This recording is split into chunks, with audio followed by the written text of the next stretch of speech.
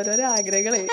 അപ്പൊ കഴിഞ്ഞ വീഡിയോയിൽ പറഞ്ഞ പോലെ ഡ്രസ്സൊക്കെ ചേഞ്ച് ചെയ്ത് വന്ന് ഭക്ഷണം കഴിക്കാന്ന് വിചാരിച്ചപ്പോ അതാ നമ്മുടെ നത്തിന് ഒരേ നിർബന്ധം ഇതേപോലെ പൂജയൊക്കെ വന്ന് ചെയ്യണമെന്ന്. ഇവരുടെ ട്രഡീഷനിൽ പൊതുവെ എന്ത് നല്ല വിശേഷം ഉണ്ടെങ്കിലും ഡ്രസ്സൊക്കെ മാറി വന്നതിന് ശേഷം ഇതുപോലെ പൂജയൊക്കെ ചെയ്തിട്ടേ അവർ ഭക്ഷണം കഴിക്കുള്ളൂ.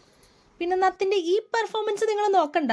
ഇടി ഞാൻ ഇത്ര അധികം പേരെ വിളിച്ചിട്ടുണ്ട് എന്ന് പറഞ്ഞു കഴിഞ്ഞപ്പോ കുഴപ്പമില്ല, അരിയാനൊക്കെ ഞാൻ ഹെൽപ്പ് ചെയ്യാം എന്ന് പറഞ്ഞ ആള് പപ്പടം കച്ചാൻ നേരത്ത് മാത്രമാണ് ആ പരിസരത്തേക്ക് വന്നത്.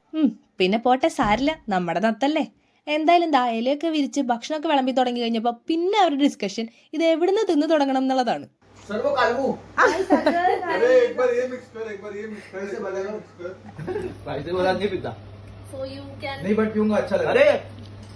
काय बोलतात आपण तरून काहीतरी बोलतात. ताक नाही, मठ्ठा तिखट असतो मठ्ठा आहे ना.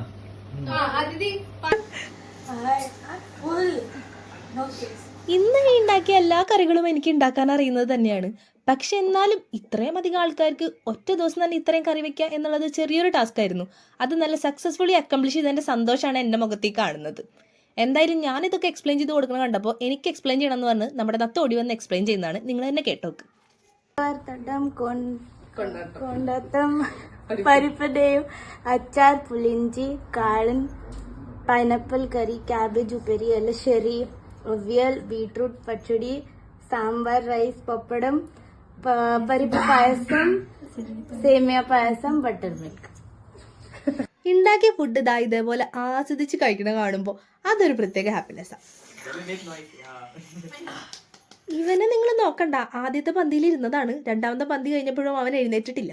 അപ്പൊ ഉണ്ടാക്കിയ ഫുഡ് നല്ലതായിരുന്നു എന്ന് ഞാനിനി പ്രത്യേകിച്ചെടുത്ത് പറയണ്ടല്ലോ. സദ്യയൊക്കെ കഴിച്ചു കഴിഞ്ഞതാ ഇതേപോലെ കിടന്ന് ഉറങ്ങണം. അപ്പൊ ഓക്കെ, ബൈ.